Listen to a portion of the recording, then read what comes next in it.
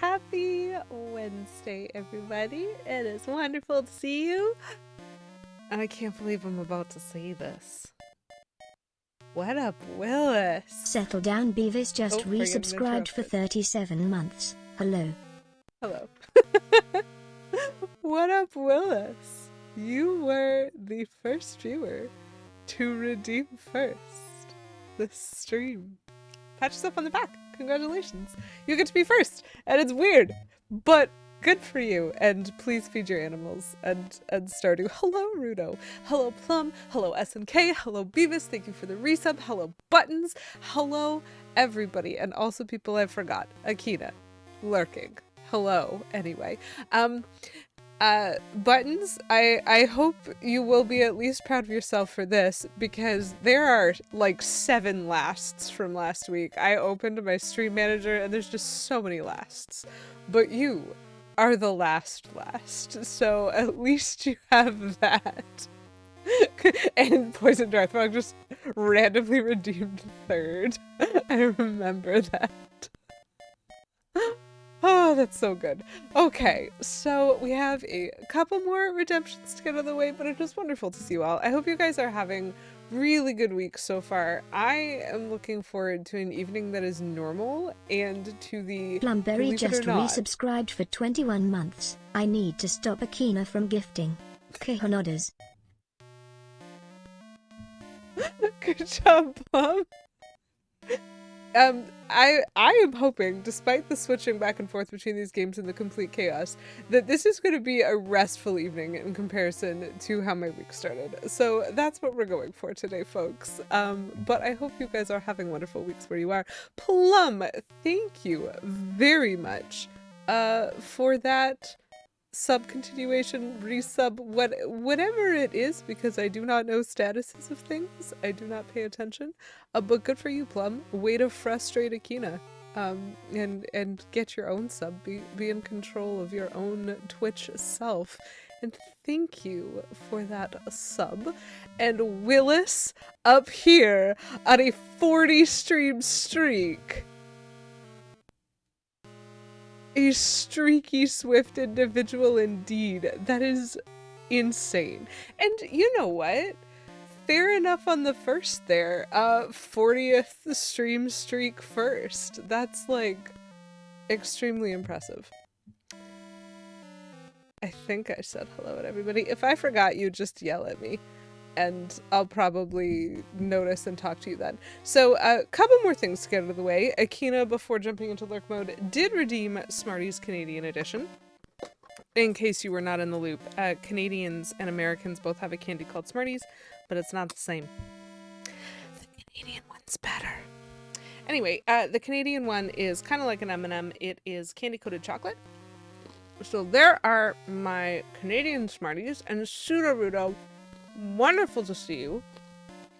Thank you for redeeming seasonal candy. So chat, I really like declaring random seasons every month. But August doesn't have a convenient holiday for me to do that. And so, I looked up various holidays in August. And I found out that one of the days in August is Ice Cream Sundae Day. Ice Cream Sundae Day. Is it fair to say one's better when they're completely different genres? Yes it is, because this is my stream. But also, they are in fact nothing alike. So ice cream is my seasonal candy. That's why it's in quotes. I recognize that it's not a candy. I just don't care, because I like ice cream. This is how I'm feeling today, chat. Can you tell? I have neither had enough sleep nor enough relaxation time. I can tell. I hope you can tell too. This is great. But it's not a bad thing. You know, it's just busy and we're here. So Plum, thank you very much for redeeming word of the stream. I'm glad you picked the one that was topical, because it took me a hot minute to realize what you'd done there, but I have my moosh flute right here, and so it's just extremely topical for this particular game.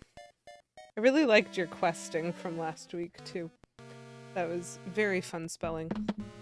But we're gonna get Mooshmallow up here. Topical. It goes on your skin. Well, that brings to mind a reference that I'm not gonna say out loud, but I'm sure you all know. Let me see how I can do. With the spacing. I think I have mucked it up, but that's okay. I can just watch the thing. They need to remake these games so Moosh can be a squishmallow. A literal Mooshmallow! I would buy that so fast. I almost said so hard, but that doesn't make any sense. But that is a take my money moment for me. If Squishmallow made a moosh, especially if the wings were like absurdly small for the scale of the rest of the Squishmallow, 10 out of 10. I would buy that immediately. I mean, if someone made it on Etsy, I'd buy it too, probably. So I slightly ran out of space. This is not as bad as the John Mulaney skit, but that was extremely funny, and I'm really glad you sent it to me last week, Buttons. Charge my card harder! Just hit it against things. So Mooshmallow, because Moosh is our friend. That's why we have Moosh's flute. That's fine. That's fine. So I realize that I have no recollection whatsoever of what I'm doing in either game today. Last week I was doing okay. As soon as I booted up the game, I was like, yes, I understand. I remember what I was doing. It flowed. This time, I have nothing. And to just make the point, chat, because again, we enjoy laughing at this confusion. It's great. I stared at this screen for like at least a minute before going, oh right, it's Oracle of Seasons. I know what game I'm playing. Because it took me a minute to remember that this is the Rod of Seasons. So literally all I remember from last week is someone took all my bombs. Okay, I can swim. That's a good thing to be reminded of. But what am I doing? Where am I?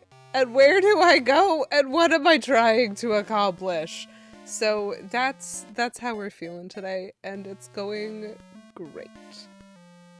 Yar, it's true.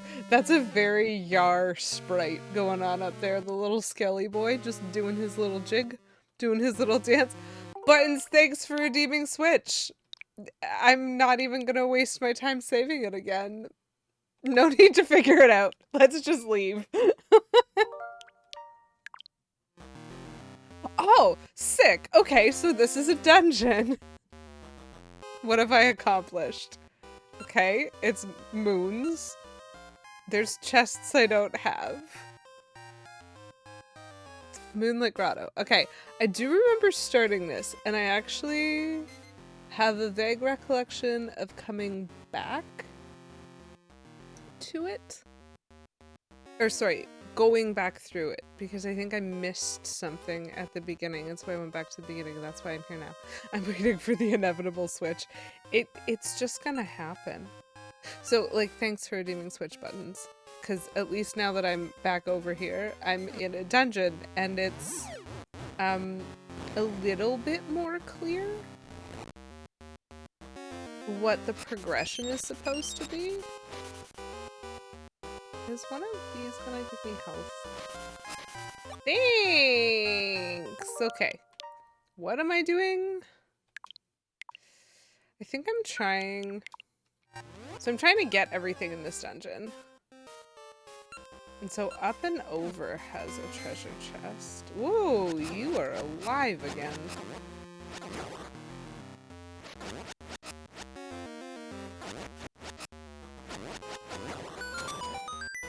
Okay. At least there's a phone booth to give you a general idea of what you're doing. So, okay. So the there was a second floor. I slightly remember the second floor. I remember not being able to go. Oh, I think I remember thinking I was gonna get something like a hook shot. in this dungeon because of some of the things that I've walked into. So that treasure chest that's one room over is also a floor down. So let's go up and over and see if we can remind ourselves of anything. Ah. This room has a treasure chest, huh? Oh! Oh! Oh, oh, oh! Oh! Oh, chat! I think I just remembered what I was doing, and I think I just realized something, which is not a thing I thought of last week. Okay, so this is the one with the spinnies. This... okay, words. We can use words. Okay, so this object on the screen, I'm actually kind of excited about this. I should not feel as clever as I do because this should have been blisteringly obvious, and it probably was to every single one of you. But this object on the screen in the middle here, it only rotates, like if I walk into it, it's going to rotate in the direction that it shows and drop me off. And so right now, if I walk into it, it's going to rotate downwards. And the reason why that might matter, can you give me the map when I press the map button? The reason that that matters is that I've already been down, and I've also already been like over to the right. I'm trying to go up. And so when I walked onto the screen, it's like rotating in the wrong direction, but what it's previously done is if it rotates in one direction and then I leave and come back, like it rotates in the other direction after having rotated in the one direction, which means, I think I just have to lap the dungeon. Because I can just walk there. I can just do it again. And I honestly hadn't thought of that. And so I can go up. And that is absolutely a thing that stopped me last week because I didn't know where else I could go.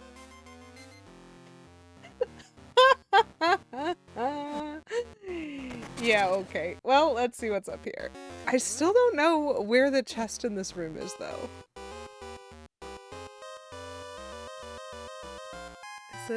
Is it a button in the middle? It's fine. I'm just gonna start by going up and we're gonna see. Hello, Kate Bloomer.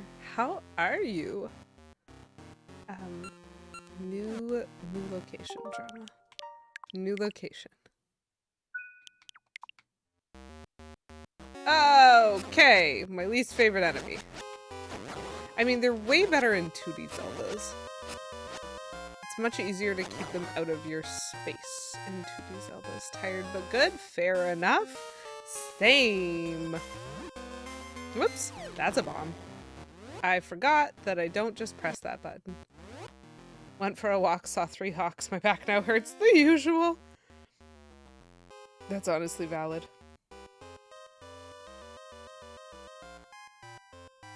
What's going on Friday, Kate? I need mystery seats. That's what makes the owl talk. Oops, I'm pressing the wrong button. Very unhelpful. Ooh! That actually sounds like a lot of fun, Kate. If you win prizes, you should post about them. Definitely unrelated.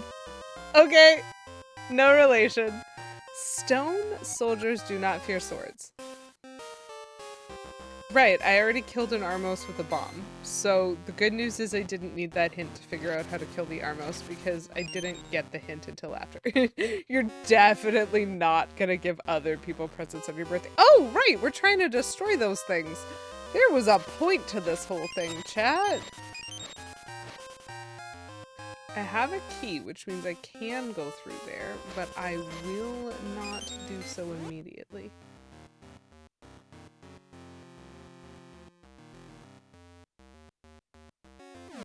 I want to go that way, or do I want to break? I don't remember how many of the things I've broken. I also don't know.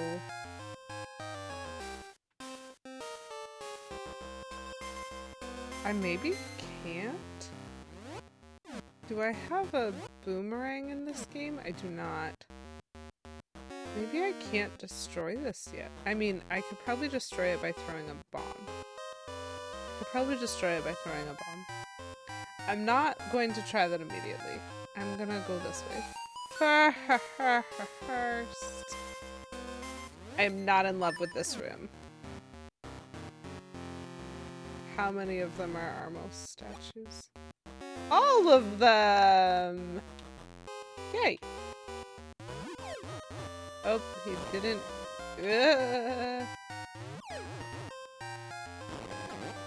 Okay, 1, 2. Oh, that could have been a 2 for 1. It wasn't. I do not love their random movement. What? It exploded in the air above him. Extremely unfair. No, why did you turn around? Why? Dang it, that one didn't throw and I needed it to throw. No! Chat, I'm out of bombs.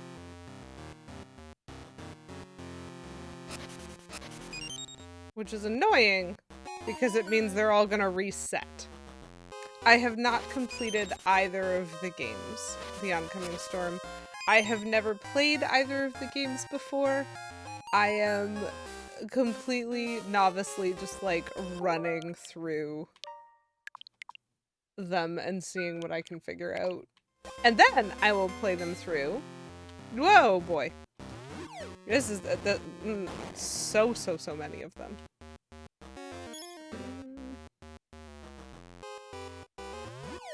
Nope. Wish? Nope, too far away. Ugh.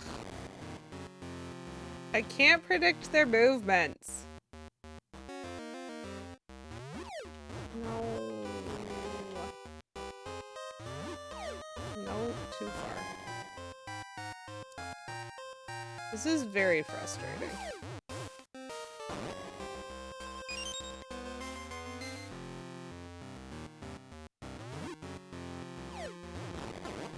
Oh, that got one of them.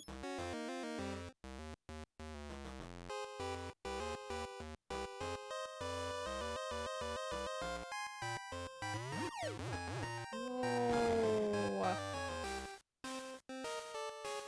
Yep, that's because the 15-minute cooldown has not elapsed.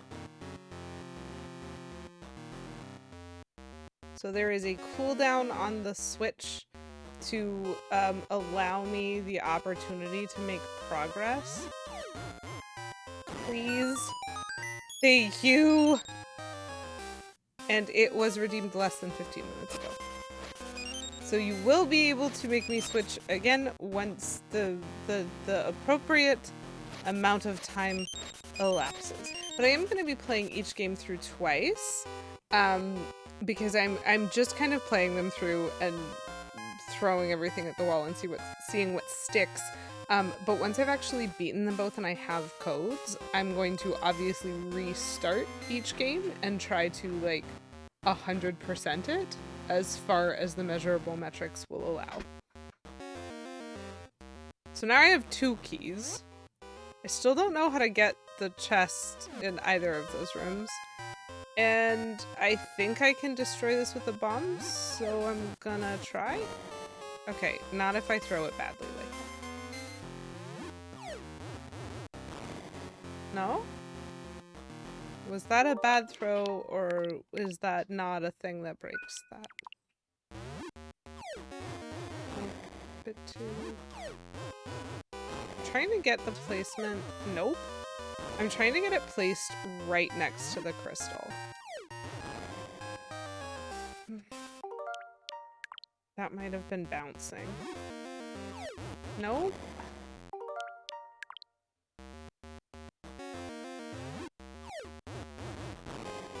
Okay. I cannot apparently destroy that crystal with a bomb. So I am therefore confused. I'm just double checking to make sure I cannot move these. And it seems like no. So I cannot destroy that one yet. As far as I have been able to attempt. So let's see what this does. Oh boy. Oh, this is a great room. A fabulous room. I definitely have my shield out and accessible to assist me with this. We're doing very well. We're fine. I'm fine.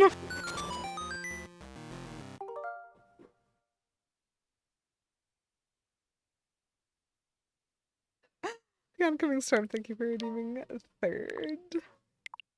SNK, congrats on the 40 stream streak. So apparently panicking is the correct strategy for this room. Good to know that. Thank you, buttons.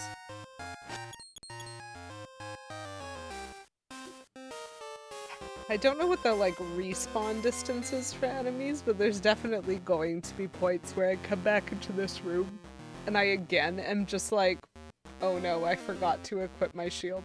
This is actually the reason why I'm going to play the other Link's Awakening. Chat, I say. Because for many games, like, there's re-releases of certain games, or like upgrades or whatever, but there's other games in the Zelda franchise that really count as remakes in terms of how I experience them, and Link's Awakening is one of those for me. It's not just that there's updated graphics, it's that, like, I didn't know, so I never had Link's Awakening for Game Boy during the Game Boy era. I only got it later, but I did get Link's Awakening for the Switch, like, on launch. It was the first game that I bought for my Switch because I'm like, hey, it's a Zelda game that I've never played before. I love that.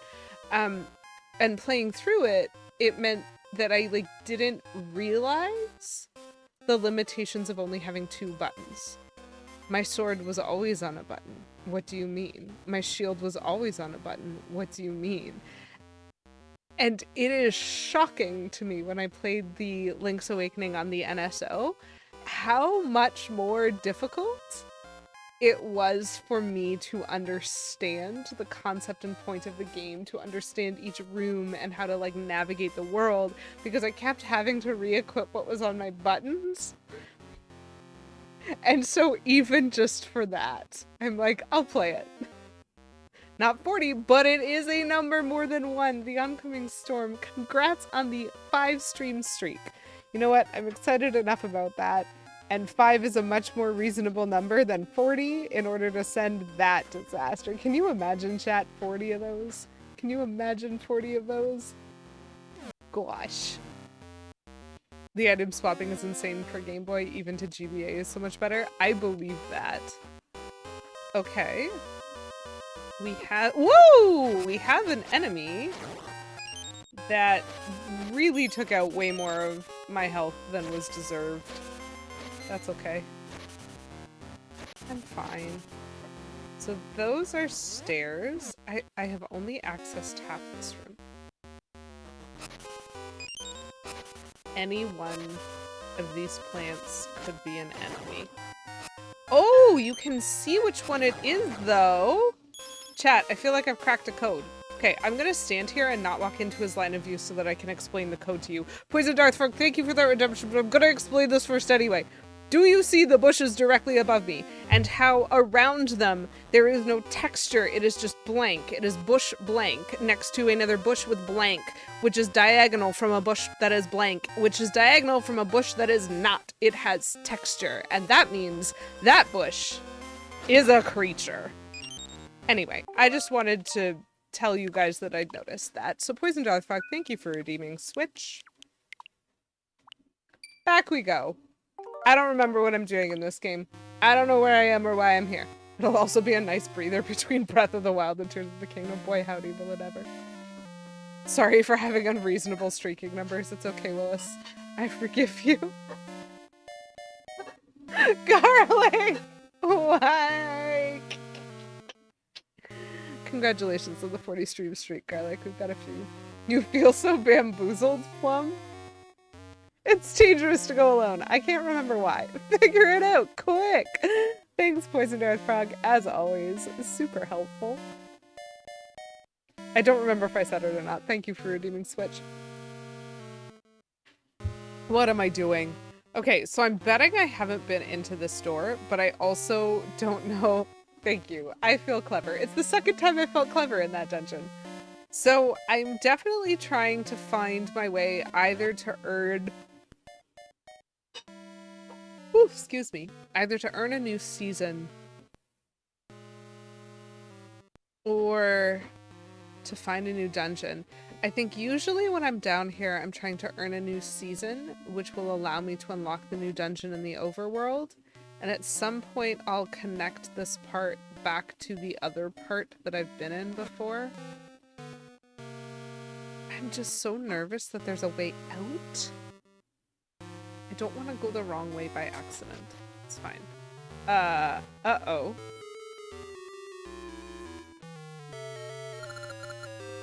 Captain got a special someone he can't forget. What's more, she's said to be the queen of some great land. Oh no, are we gonna have to help this guy with his crush?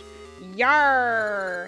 It was so stormy that Captain lost the bell he got from a special someone. That's a bit o' trouble. That's not a great pirate accent. Yarr! Our ship got caught in a storm and sank. When we woke, here we were. Where are we? It all looks so weird. So weird. Yes, that is definitely the weird thing. Were these Game Boy Color or Game Boy Advance? I don't know. I assumed Game Boy Color because of the 2-button limitation and the color. Hello, Flame Crystal. Nice to see you. How are you doing? With the captain in such a state, we'll never get the ship out. That bloke we sent looking for the bell hasn't come back. I told him we ought to search the ship. Have you seen our ship? It's over by the graveyard. We haven't fixed it, so it's in terrible shape. I do feel like I remember walking past a ship, but I don't remember where it was, due to not remembering anything that I was doing in this game last time I was here. Hey, Captain. Useless fools! Can't someone find me bell? I? You? Har, don't be silly. You ain't an experienced adventurer yet. If you haven't at least proven your adventuring skills by seeing the inside of some ruins, I've no use for you. Sorry, he thinks that Link has never seen the My pirate captain, I have seen the inside of some ruins. Me! You think Link is unequipped for this? Oh, weird. He's got a skeleton crew. Yep, that was a really good joke. He does have a bone to pick with me. Flame Crystal, I'm glad to hear that you're doing better than you've been doing in a while. I'm sorry that there was roughness, but I'm really glad to hear that it's a little bit better right now. Graveyard! Good point, Buttons. I apologize. I missed that opportunity. Thank you for correcting me. Anyway, so this guy is judging me, which means if I find his bell, and no body to help him, indeed. If I find his bell, I'm not giving it back. Is he alright? That bloke's so forgetful. Whoops, I just, like, leapt across. Now, how did that go? 332114444. 332114444. Hi, Kelly Donuts.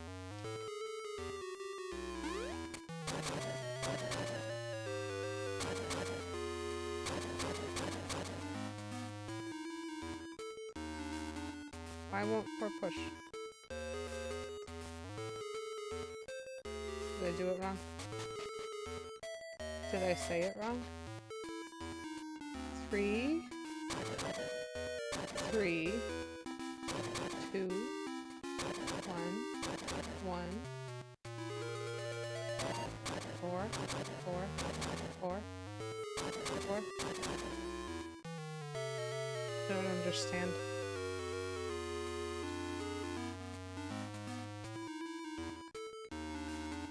I'm just writing that down for my panic. Hello, Kelly Donuts. How are you doing? Thank you for redeeming seasonal candy and for fueling my ice cream addiction. I appreciate it muchly. I will happily take that bite. So, folks, for anyone who missed it, my seasonal candy tends to be based on whatever I've decided is the major holiday for the month, and August has a precious few of those. Angel! And so I looked it up, and apparently there's a National Ice Cream Sundae Day, which means ice cream is my seasonal candy. That's why it's in quotes. Oh, I don't even mind if it does melt, but thank you for thinking of it. How are you, Angel? Thank you. I can like hear it. How are you doing? I don't understand. I don't know what I'm supposed to do with these. I'm just gonna... I think I did it right. You're full of lasagna and garlic bread? That sounds delicious. Okay. Hi. How long do they plan on staying here? Listen, until I get a bell back from Captain's ship. I don't know if I want to go here or not. How I like my ice cream. Up in flames? Yeah, fair enough. A browse? You're gonna watch TV and me while you fall 72% asleep. That sounds fantastic. I have never before used the language of a percentage of asleep, and from now on, I'm definitely going to do that. Okay. I guess I'm used to life here now. Okay, so that's a way up, but I don't know if I want it. I don't remember where the graveyard was.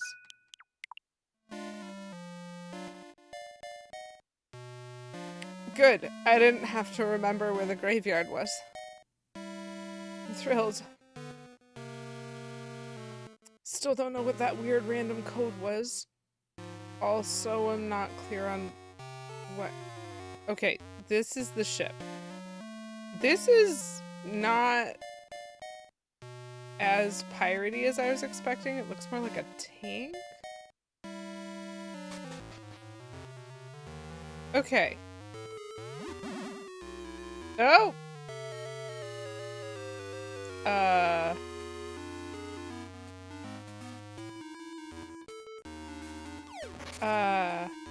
Poison Darth Frog, what if that's the point? Arg! The ship's bow is in the desert. That means... That means what? Can I break this? I don't have any bombs! What do I do? Okay, well I can't move this. I can't jump over anything else. I don't understand. Listen, I'll just dig you all out. It's fine. I'll just dig them out. Chat, it's not working. I'm so confused in this game. I don't know what it wants from me. Okay, so probably I'm supposed to find the captain's bell. So that's the other thing I've just been randomly told. Is their ship's stuck there. The captain is missing a bell. That's fine. Captain's basically a cat. Did I...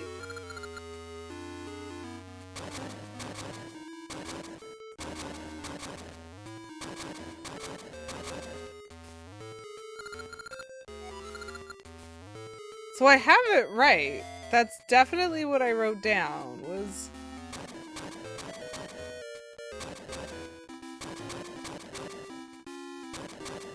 Hello! Then he goes back to here, and then he goes down here. What does it do? I don't know what it does. It's fine. You know what? We're fine. So this is also a way I can go.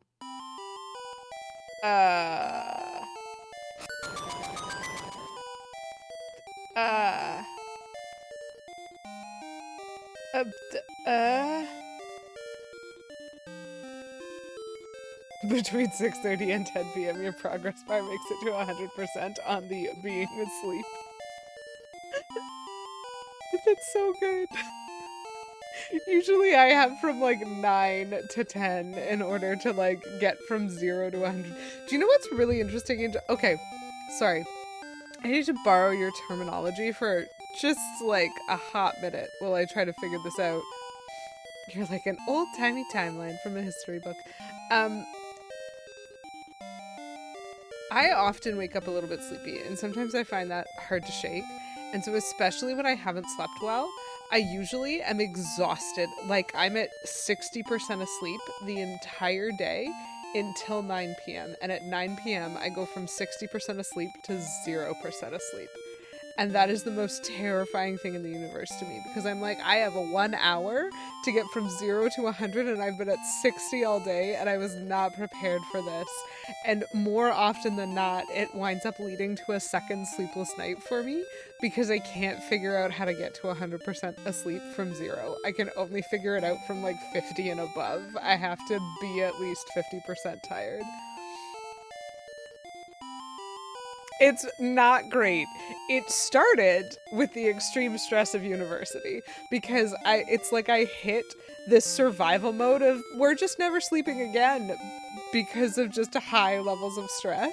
And so if I am ever up long enough to get rid of my tired after sleeping poorly, my brain's like, clearly we have an essay due tomorrow morning. We need to write a 10-page paper right now. And I'm like, we don't though. I don't have any essays due tomorrow. Oh, that really sucks. Okay. Okay. Okay, so we have,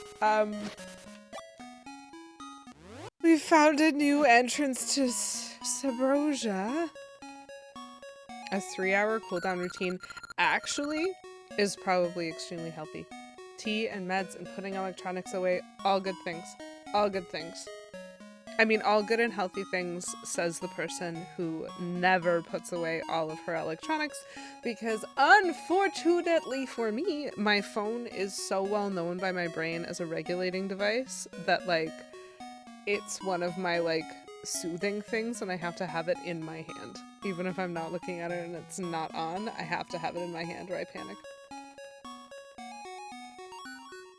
It's a super valid routine, Angel. And I love that for you, because it sounds so healthy. What games are relaxing enough to help me sleep? Yes, that is a great thing to learn. I absolutely had a game that, way back in the era of Flash, there was a specific game that involved like some fun cleverness and then like a lot of waiting for a couple of minutes. And those types of games just sent me right to sleep, like in between rounds and the waiting. There's also a certain type of game that I find very soothing, which is like time management games, usually about like serving food and stuff like that. And those are games that settle you into a very basic groove, and I solidly would fall asleep in the middle of like playing those as well. I haven't played them in a long time because again, they were Flash games, and that do be disabled on most browsers, and so although I have access to some of those games, I don't have it in a way that's like conducive to actually resting up or thinking about going to sleep. All of that is very interesting though. Usually what I do to put myself to sleep is I have like an e-reader, a Kobo, that's really like it's lit enough that I can see it with the lights out, but it doesn't glow. And Kobo is linked to the library applications, and so I can check out books on it, and I'll usually read a chapter of something before I go to bed. Games have the opposite effect on you. They keep your brain active and awake. That is probably true for most people, and also most games. I just, like, just thinking about it, there's definitely a couple of games that I used to fall asleep during.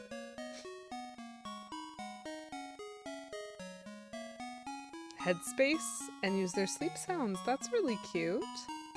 E-reader till my eyeballs stay shut. Valid. I also have, so this is something that Kay Menzel and I started doing a little bit after we got married, because we have very different sleep needs, and he needs like soft quiet noise pretty much the whole night, and I need soft quiet noise while I'm falling asleep and then no noise whatsoever, or I will wake up. And so the problem was his soft constant noise was waking me up once every sleep cycle, because every time I surfaced enough to hear it consciously, I would wake up because I thought it was someone talking to me, which is not very helpful. And so we both have sleep masks that have like built-in earbuds that are pretty comfortable, and so he can have his stuff on forever and I can just put on something that's like 20 minutes long and hope I fall asleep during it. That's the basic plan. It also has the effect, since it is a sleep mask, of blocking any and all light, which is the other thing that will wake me up every time I go through a sleep cycle. I'm an extremely light sleeper and everything will wake me up.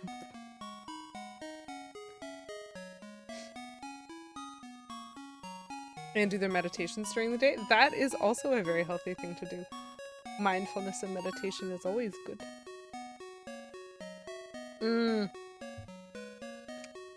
That is a valid choice, Angel.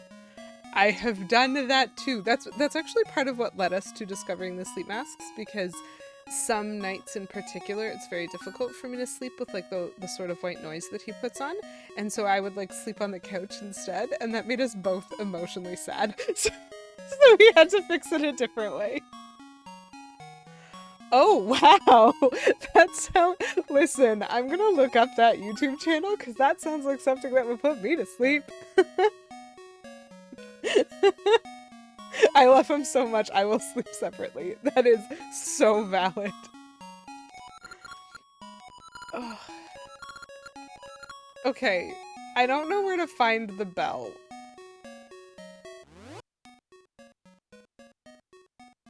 I need to find a bell for these pirates. Have you seen a bell? Nope. Have you seen a bell? Oh, it's you. Wait, how's your kid? Oh no! Gianon has gotten better! Thank goodness. This part doesn't ring any bells. Why would it, Plum? We don't have any bells to ring! I don't understand what I'm supposed to do. I'm just wandering around, feeling confused. Okay, he doesn't have the bell. That's... Thank you so much! Daisy's thanks for redeeming Switch. We're just gonna leave. I'm so confused in seasons right now. I don't know what I'm doing.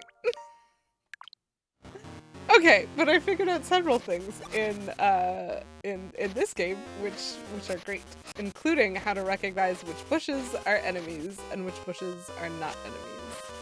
None of these bushes are enemies. Neither of those two bushes are enemies either. It's great! Okay, so I could go up this side. I probably will be, alright. Okay, so I can go down. I've been in the down room before. This is fine.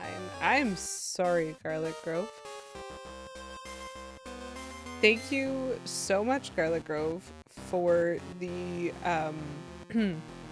for the link to the History channel, because Modern Marvels sounds delightful and I actually would love to watch it, and I apologize, but unfortunately links do get auto-banned in chat, and I did not circumvent that for you, so I'm sorry for the timeout, and please accept the unbanning, and you may post, and I'm sorry.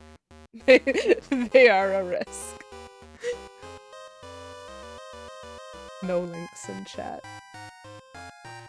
But thank you for sending it, because I do still get it, and then I have Poison Darthrog just sliding in there with a link. That's funny. Oh, and thank you for throwing it in the Discord. That's very helpful. I think I'm gonna go this way. Aha! 2 of these plants are fake plants, chat. Whoa! That's such a big link. 2 of these plants in this row. Whoa! And also that one. I was distracted by the 2 I could see. Okay, so I need a key. I have a key. But I would also like this. I don't know what it is. I would like it. Thank you for the 30 rupees. That is very nice. I still don't know how to make that chest exist. It's fine.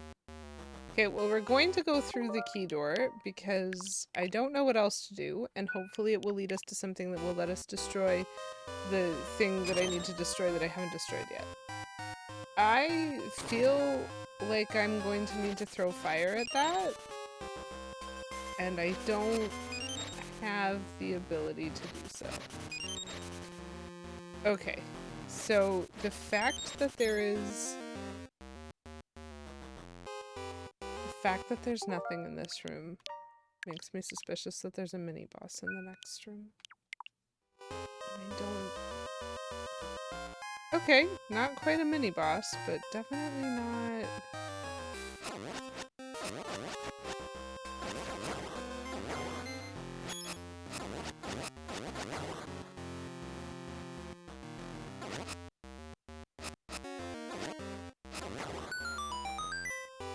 Okay, not a mini boss.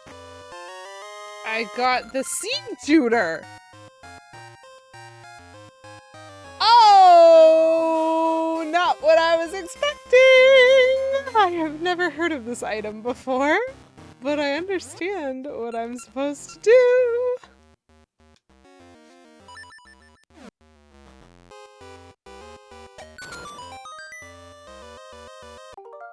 I don't understand how that's gonna help my destruction problem. I've explored... Okay. Maybe I can do more things on the lower floor now that I have it? It really bugs me that I don't know how to get that chest.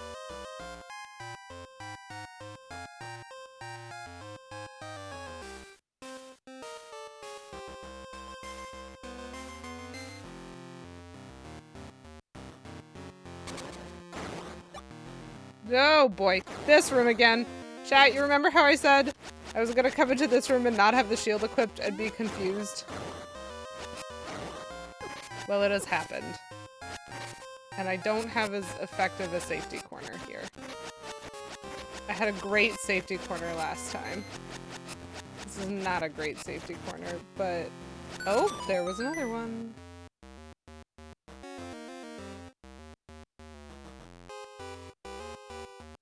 How do I destroy this guy?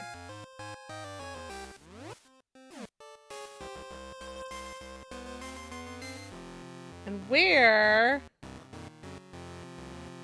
do I look for a chest in this room?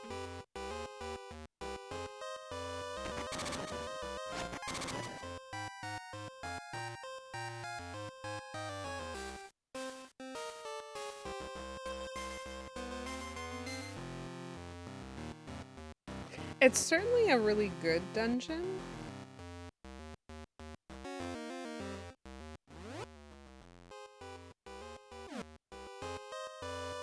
But it definitely makes me feel like I don't know what's going on.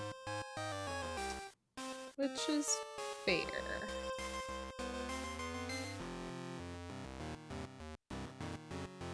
I think they did make a pattern. It just was not extremely visible. You can see it a little better when you come in from like this side. Yeah, see? They're like sort of patterned. I don't want to fight them again. I am stuck again.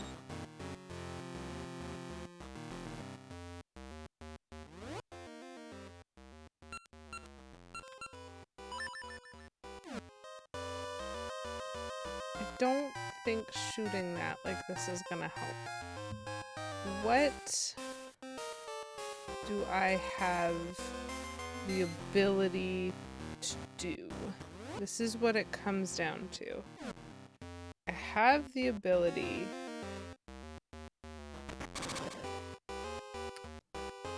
to throw myself down a floor and see if there are other things that I can do now that I have...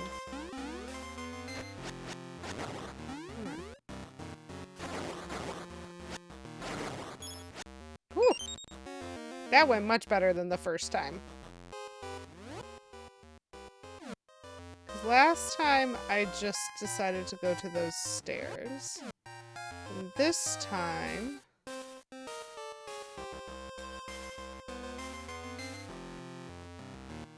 Interesting. Oh! Please, please just... It is not fair that I can't hurt them.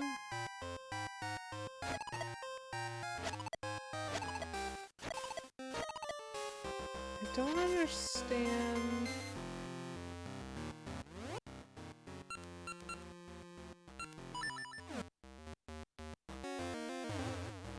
Nope.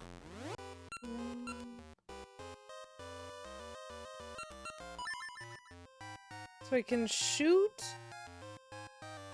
mystery seeds and I can shoot ember seeds. Okay.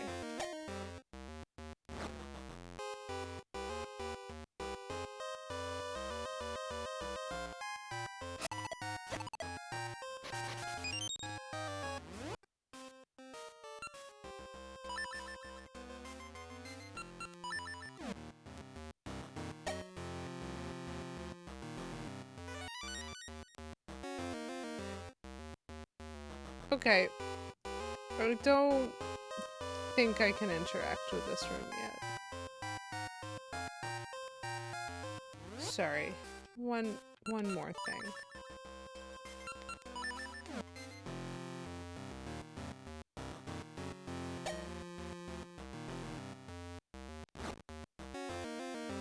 Okay.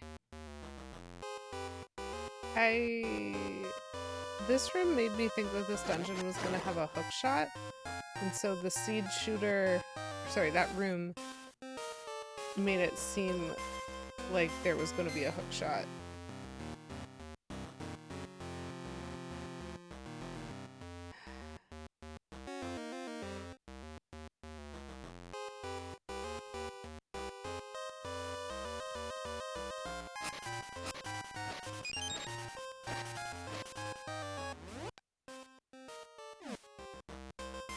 Did I never go the one room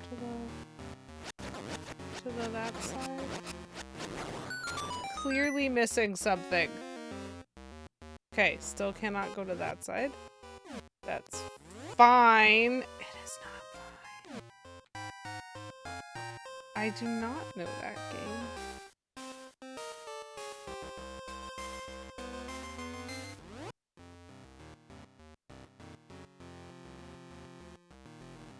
I'm so stuck.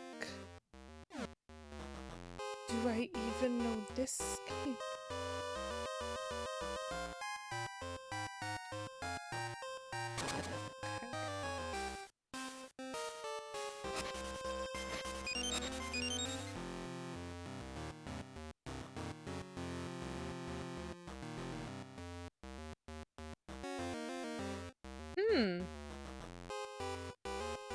Is it cooperative or competitive?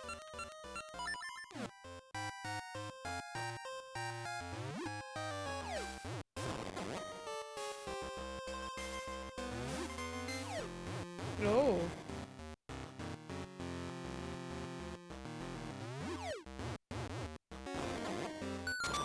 Very nice. Bunnies for us to murder. Sorry. Competitive. Interesting.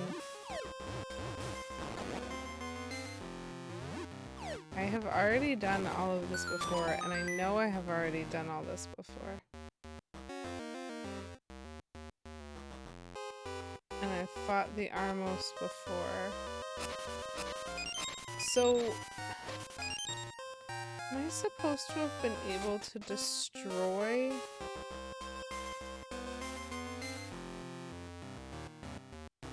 Okay, I did the things. I did this. I did this. I did all of this.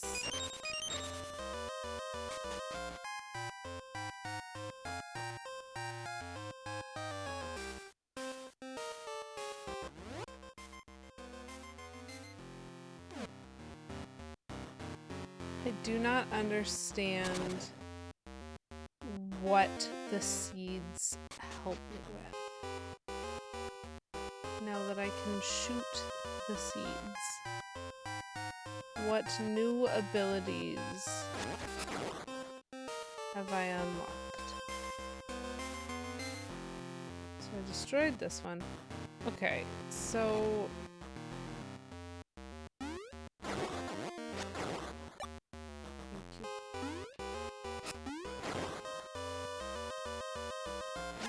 you open.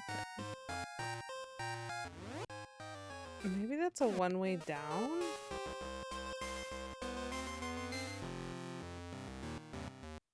Oh, that sounds so comfortable. Okay, we're gonna go back this way because I can. And I don't know where the chest is in that room.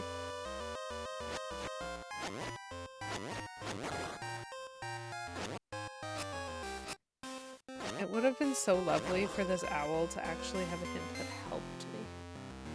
How do I break you? Maybe if I ask politely. Excuse me, would you mind terribly?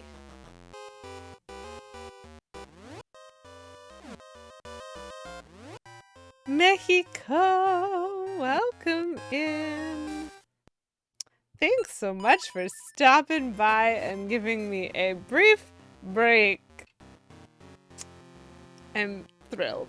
I'm so pleased. Thank you for redeeming seasonal candy, non-seasonal candy, Smarties American Edition, Smarties Canadian Edition, Dehydrate, and Hydrate for 69 channel points. Nice.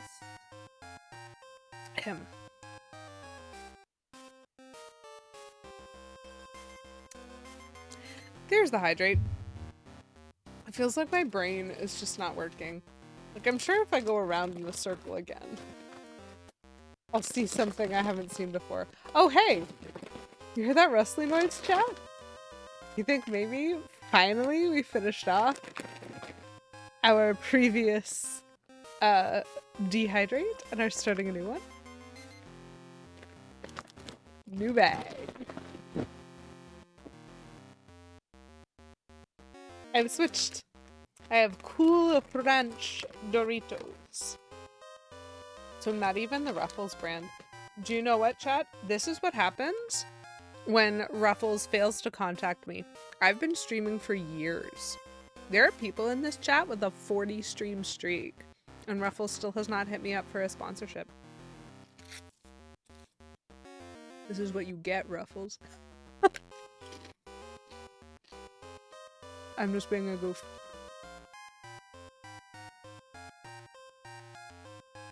But I do like me some good Doritos. I think they were on sale or something like that.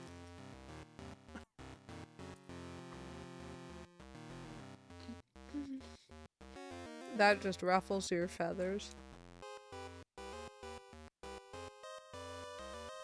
Fair. Have I emailed PepsiCo? They're both open. That makes that so much better. I do eat them with dip sometimes. I particularly like sweet chili heat Doritos and like French onion dip. So this is my seasonal candy, in quotes. Little melted, still good. Because in August there is an ice cream sundae holiday, and so I have taken that for myself. It's mine now. 40, that's almost years. Aren't all Canadians sponsored by Ruffles All Dressed? Isn't that just part of the citizenship? See, Kelly, that's what I thought. But I ain't seen a dime of that sponsorship money. So I don't even have a free bag of chips from them. Which is rude. So un-Canadian of them. Okay, so I did so many of these things. I did do the seasonal candy. I did not do the non-seasonal candy. So it's non-seasonal candy and Smarties that I still have going. Whew, there's so much food. I'm sending a letter to Parliament. As well you should. As well I should. So this time we don't just have the Canadian Smarties. We're going to get so un-Canadian. We're going to get both Canadian and American Smarties. So here are my Canadian Smarties. Canadian-y. I am continuing to snack. Snack on. So the Canadian Smarties have chocolate in them. American Smarties look like this. Up here in Canada, we know them as Rockets. Well, I should say it officially. Mexico, thank you for even keep doing what you're doing. I will snack on. These are kind of like powder candy. I don't know how else to describe them.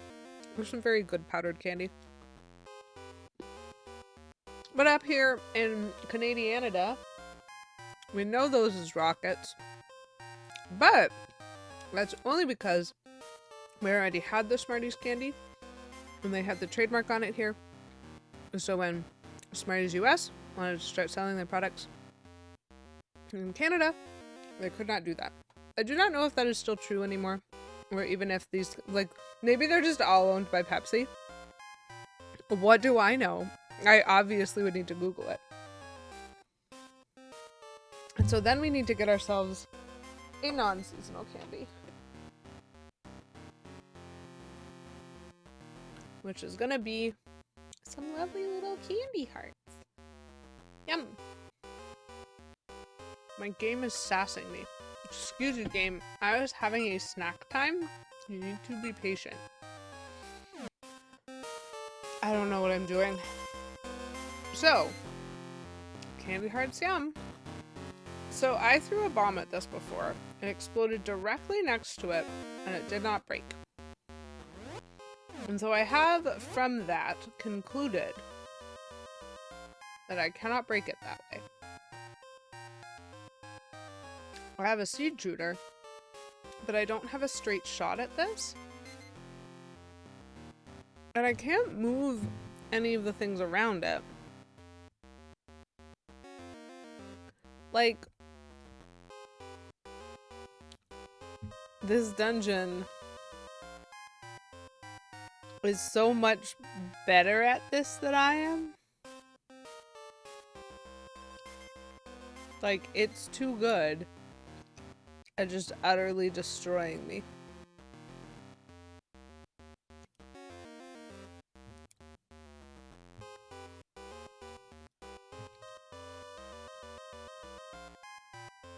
I don't know why I can't find the chest in that room. I don't know why I can't figure out the puzzle in the other room.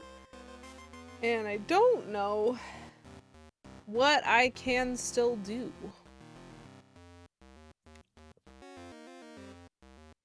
Because I've been to all of these places. Like, I feel like I should be able to destroy this guy. I just feel like I should be able to destroy this guy. I'm just not sure how to do that.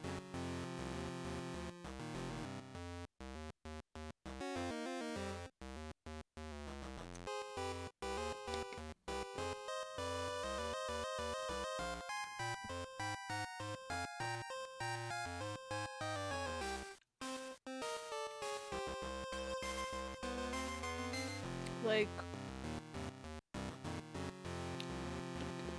Canadian Smarties are Nestle, that's true. US Smarties are their own company and not owned by Nestle. Fascinating.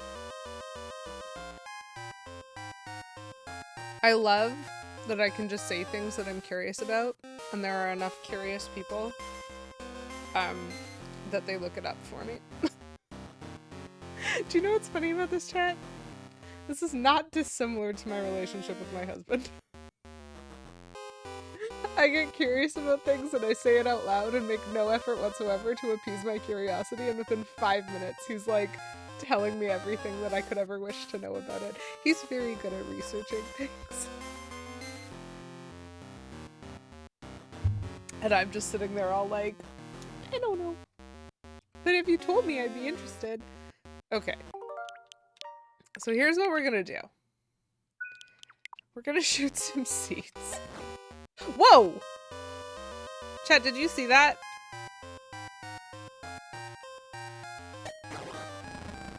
You can shoot it on diagonal.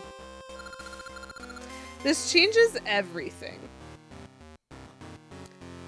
Angles. I am no longer waiting for anybody to send me back to the other game.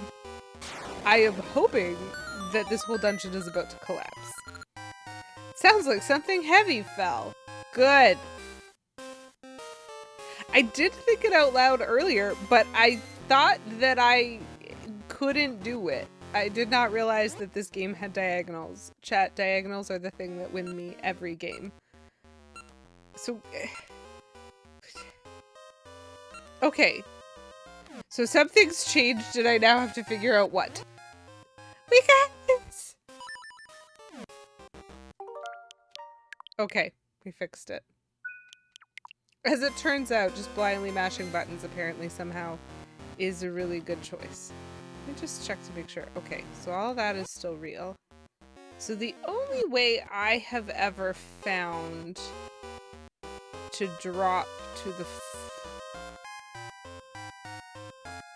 it's just gone.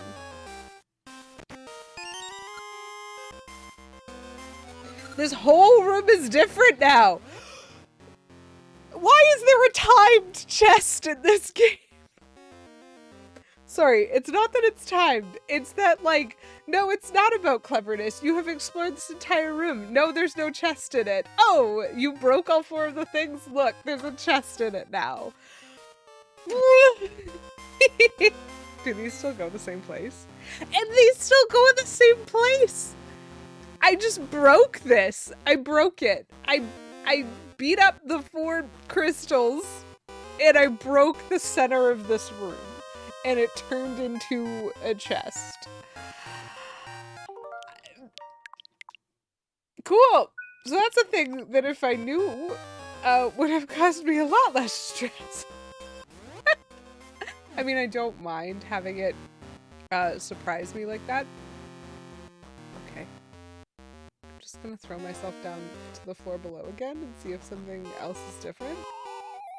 Because that's what I was told might be different. Oh, I want the health.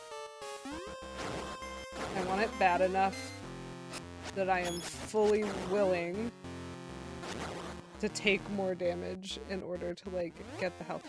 Oh, did I drop it? Is it here now? That makes sense! This room was a room where, when can I hire you to renovate my house? Sure, let me just grab my sword. I'll be there in an hour and a half. Cool! So when I first walked into this room, I was barred from advancing, but we have broken that and we have dropped a floor onto this floor. I am so happy. Okay. So it's good. I'd like to find random treasure chests. Have you tried just dropping your upper floor onto your lower floor and seeing what it leaves behind? Don't try that, please. Okay. I I think going down is the right choice first because I can use the same strategy as on the upper floor where I go down, hopefully get that treasure chest, and then loop all the way back around to make it send me up. That was the strategy that we used. This dungeon is great.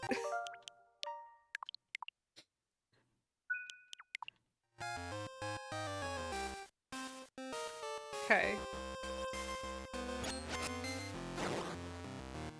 Got one. So that is something. Oh, I need to shoot those torches. I'll just get rid of both of the enemies. I need to shoot those torches with ember seeds. Hello? I see. I can't shoot those torches? That's interesting.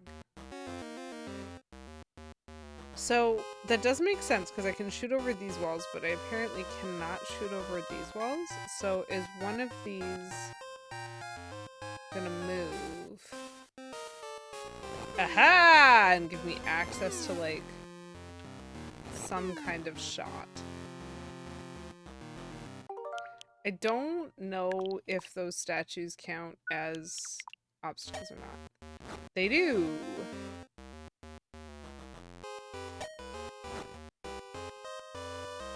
Ricochet shots. Come on. Okay, just the one side. Don't you dare have a timeout. Bouncy angles! The best kind of angles.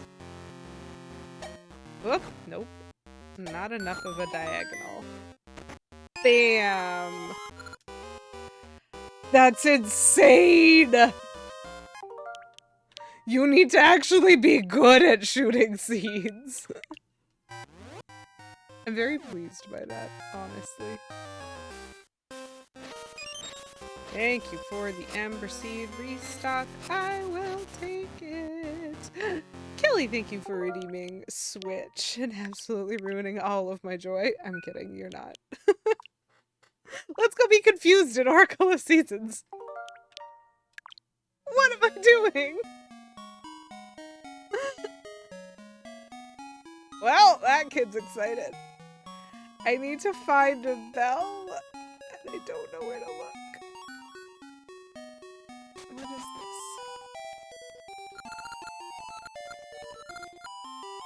He needs a wooden bird that is breathtaking. Great. That's not a bell. Do I have any rings that need to be appraised in this game? I have 2 rings that need to be appraised. It has been a while since I've been to this guy. Hey! If I pay you some money, will you tell me what these rings are? It's a red holy ring. No damage from small rocks. Chad, I think I might have this in real life. I was making a joke, maybe last week somewhere, that like I am clumsy from a perspective of balance, and so I have in my life fallen down a lot. Like I trip all the time over nothing, and I like fall down the stairs all the time. Like these are very normal occurrences for me. I fall in my kitchen. I trip over objects that aren't there and objects that are there. I lose my footing constantly on things. Like this is just a very common occurrence for me. And with like barely one exception, I do not get hurt by this. And so I was making a joke that my Pokemon ability is like immune to fall damage, but like that's not a type of damage in Pokemon. And so I couldn't necessarily track it. And like just looking at this ring that's like, you don't take damage from small rocks. I'm like, great. So I could just face plant onto some gravel and take no damage. That makes sense. I'm definitely wearing that ring right now. What a weird ring. What throws small rocks at me in this game? The toss ring. Throwing distance up. Kinda neat, I guess? Not neat enough. Have yourself a wonderful night, Plum. I'm gonna solve everything, but only because you told me to. Why haven't I been here? That annoys me. Okay, hold on. Can I swim in this game? I cannot. That is an important thing to remember. Unless I can swim in this game. Skill is not where I thought it was. Where is the bell? I did make friends. I made friends with Moosh. Moosh is the bestest friend.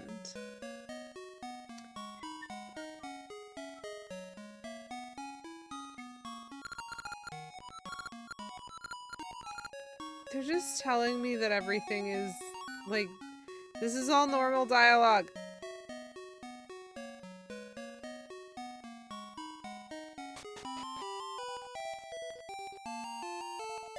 So, like, great shortcut.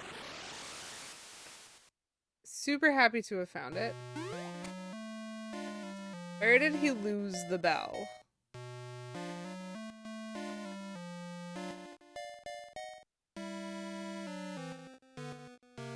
How did I get here? Can I actually jump over those ones? Yes. I got my feather back. That's how I got here.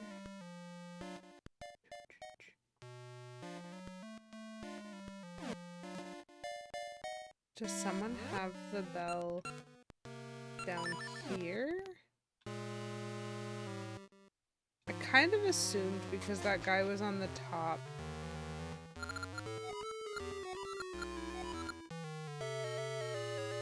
So, he's in love with some queen, which is great, but I don't know any queens. And he's...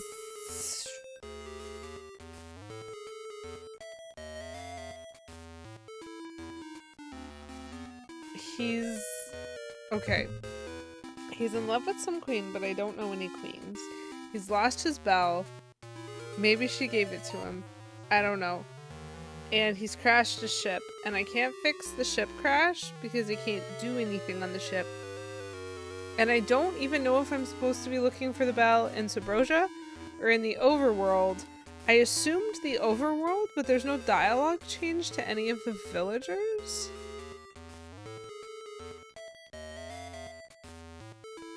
Gag-inducing juice that lowers throat damage. It would be funnier if it was called gag-inducing and had the stat throw up. That is extremely funny, Poison Dart Frog, and I am quite disappointed that that was not an option.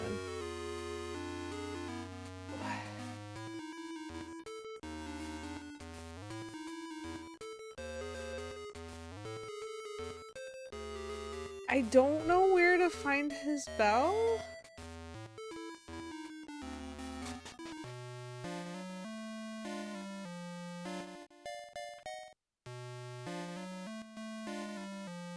I don't even know how I got here. I mean, I got here like that. Because... Oh. Yeah, okay, they're still going to bury treasure, but I still have my treasure.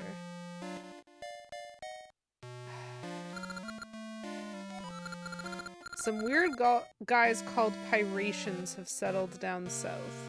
Thanks! Do you know where their bell is? At least they're talking about them. Oh, I do not love where that's going. I smell ore chunks nearby. Great, why can you smell ore chunks? Why is there a treasure chest over there? Hi? I know there's treasure around here somewhere and I'm gonna find it, okay. Is this a new area that I haven't been to before?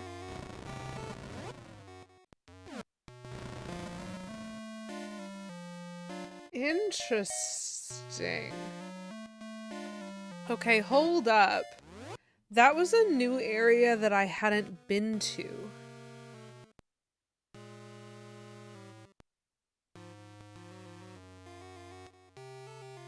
I'm starting to doubt whether or not I'm even supposed to have met the Pirations. Ugh! I fell. Didn't press jump fast enough. Do you know where the random pirate volcano showers feel so great? Do they? Do they now? Oh yeah, okay, that's not gonna be fixable without Moosh.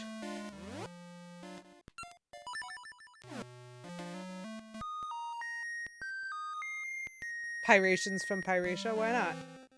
Is it just an entire country of pirates? I would assume so. How do you get there? Let me go ask the helpful person.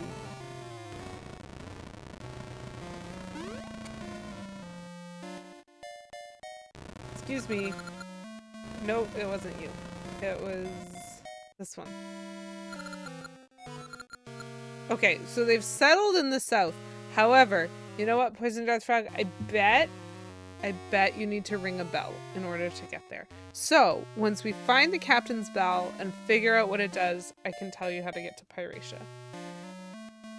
Nothing is ever okay without Moosh. Okay, so I can get there. This is where I came in. Hold on, this is where I came in because those kids were up here and that's where they stole my feather from me. So I could jump across, but I couldn't jump back. That's how I got stuck in the first place. And so that means I haven't gone here. Have I been down those stairs? Wait, that hole goes to the temple? I don't remember that. Oh. I have not been here. Who would want a dirty feather? Me. Me is the answer. Chat! All of my confusion was because I was talking to the pirates and I wasn't supposed to be there.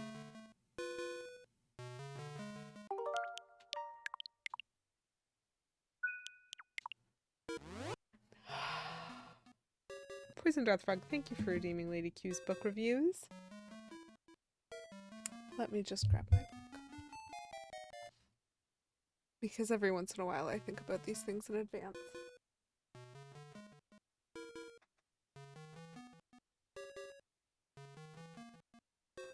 Actually, now I'm torn. I have 3 books that I could do, but I'm probably only gonna pick one. Didn't your mom ever tell you not to talk to pirates? Actually, Poison Darth Frog, I'm fairly certain that I can safely say my mother has never told me that.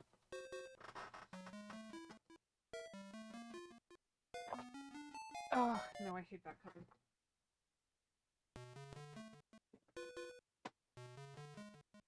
Sometimes cover art matters, chat. Or did she encourage it? If she did, then she sounds cool. I'm not sure if I've ever discussed pirates with my mother. So, on the subject of pirates, this is not a book about pirates. I need to specify that. But if you've read this book, you will understand why when you mentioned pirates, I was like, oh, you know, it's pretty close to that. Not an actual book about pirates. I just need to clarify. So how many of y'all have actually read Howl's Moving Castle, the book? I am certain that many of you know of the film because Studio Ghibli did an amazing job with the film. It was beautiful. It was interesting. Calcifer is the cutest thing I've ever seen, and I need a squishmallow of him. And he eats bacon, which just makes him the best character in the world. It is a great movie, but it is also a great book. And the thing is, like, every once in a while, Studio Ghibli makes something. The Secret World of Arrietty is on this scale, where I just go, hey man, how did you hear about the borrowers? And so this is me going, hey, Studio Ghibli, how did you hear about this random woman who wrote this book? Like, clearly someone there knows about this. So I have a tendency, especially, this just seems to come up a lot in my book reviews. I love lore. It's one of my favorite elements of reading books, which is why I so often steer into fantasy. Because fantasy and sci-fi tend to. The book is Howl's Moving Castle by Diana Wynne Jones. Um, Studio Ghibli has a movie called Howl's Moving Castle based on this book. Not related. Diana Wynne Jones is just an author, and they just found her stuff somehow. Like, as far as I know, it's not like this book was written to become a movie or anything like that. Is book, which is phenomenal. So, lore is one of my favorite things, which is why I tend to gravitate towards fantasy and sci-fi, because many genres of fiction are not concerned with lore. So if you read like a romance, for example, something that's like romance or like general fiction or even sometimes mystery's a gray area, and I'll try to explain it. Often their settings will be in the real world. And so there isn't really lore because it's just the world. You know what I mean? Mystery is a little bit different because mystery is kind of trying to set up something that is like akin to lore in that it is trying to tell you a specific story. But fantasy and sci-fi are dependent on lore. Their genre like requires that, or it just isn't that genre. If there's nothing different between your fantasy novel's setting or like history or context than there would be for the real world, then it's not fantasy. Like, it can't be. There has to be something. And so the manner in which lore develops is something that is very fascinating to me. Yes, Poison Darth Frog. Yes. And therefore, a thing that happens to be true of many books that I review is often they have sequels. And I don't know if you knew this, chat, but Howl's Moving Castle, the book, which was turned into a wonderful movie by Studio Ghibli, has 2 sequels. I have read them. Did you even know they existed? Because let me tell you, it's very easy to miss them. This book was very much made famous by the movie.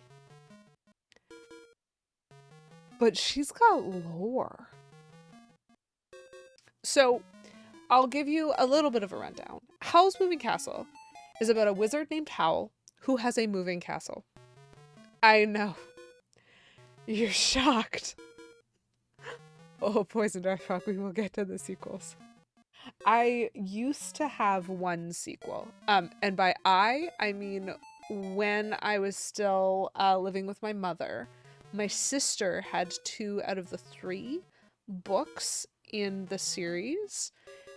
At some point there might be more than 3. There may be more than 3 now. I don't know. It's incredibly difficult to like hear about the sequels to Howl's Moving Castle. It's extremely confusing.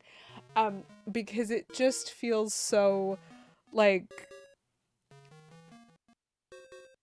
why is there more than 1 book? Like the discussion around it is always around like the individual book, and so sometimes it can just be difficult for me to like really know for sure if I know things about sequels. Anyway, so my sister had the first 2 books, and when I moved out, I bought this, which is my copy of the first book. This is not the cover art that was on my sister's book, but it was what was available at the time that I wanted to buy this.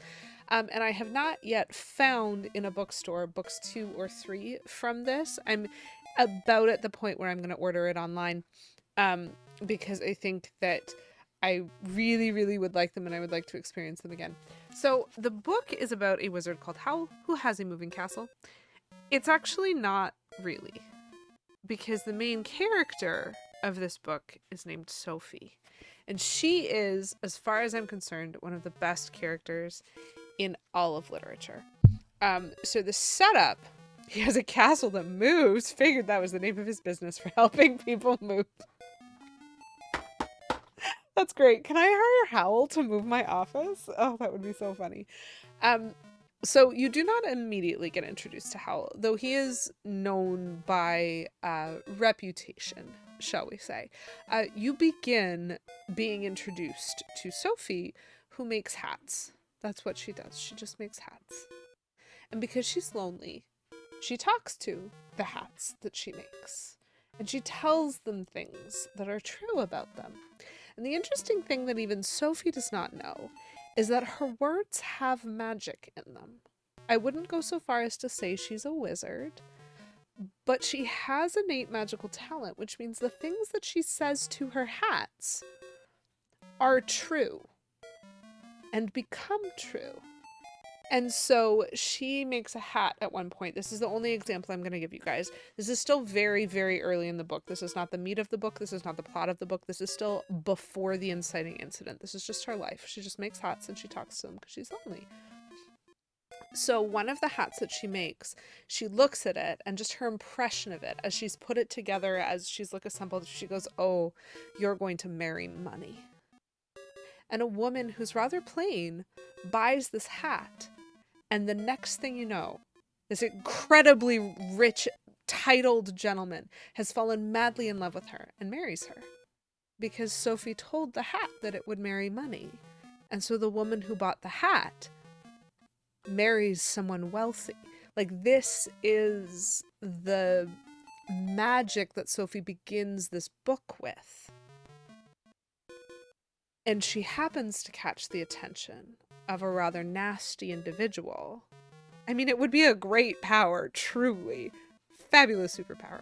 She happens to catch the attention of a not so nice individual who considers her competition and therefore curses her. So that, my recollection is that it comes on a little gradually, but essentially she goes from being her lovely young self, she essentially takes on the persona of an old lady. The rich guy did marry the hat. I'm kidding. The lady who bought the hat. It's fine. So Sophie ends up in the body of an 80-year-old woman. Crickety back, bad knees, having to walk with a cane. And it obviously changes her entire life. Because she just decides, you know what? I'm too tired to be young. I'm just going to be old now. And goes about her business being a little old lady. And part of that just lifestyle of I don't care, I'm just gonna leave town and walk until I'm done walking. She runs into the moving castle of Howl and she meets the wizard Howl, who is a wizard and who naturally takes a non-zero amount of interest in her. And so the story sort of unfolds from there, and I'm not going to give any particular spoils at this point, but my favorite character is Calcifer. Calcifer is a fire demon who lives in Howl's stove and eats bacon. Same. My back has been super bad for 3 days straight. I'm feeling Sophie too much. So, Studio Ghibli did make a movie of this book, but as far as I know, there have been no adaptations of the sequels, which is a little bit unfortunate. I think they would be fun, but I also understand why. So I'm not going to spoil too much more of the book for you. It will be up to you to decide if you want to jump in on it and see the journey that Sophie takes and also kind of the journey that Howl takes. Actually, I will tell you one more thing. Howl's Moving Castle is a very interesting location because as part of the lore of its existence, it doesn't just walk. It also has more than one door, and the doors are in different places in one of those weird mind-bending ways that just makes you go, that isn't physics, right? That breaks everything, because it's not physics, of course, it's magic. And so that kind of adds to how interesting everything is. I find the characters of Howl and Sophie extremely compelling. I know I said Calcifer is my favorite character, and that is true. That will be true forever. Live in a stove and eat bacon just does sound like a good life. That would make sense if it was on something like Netflix. Movie Howl. Movie Howl is nicer than Book Howl, but Book Howl has more time. That's the interesting thing, Akina. Movie Howl is nicer. But the specific thing that is fascinating about Book Howl is the unreliability of his presentation. So if you've ever read Pride and Prejudice, like famously, the way that Darcy presents himself is not as connected to the way he feels or the way he experiences reality.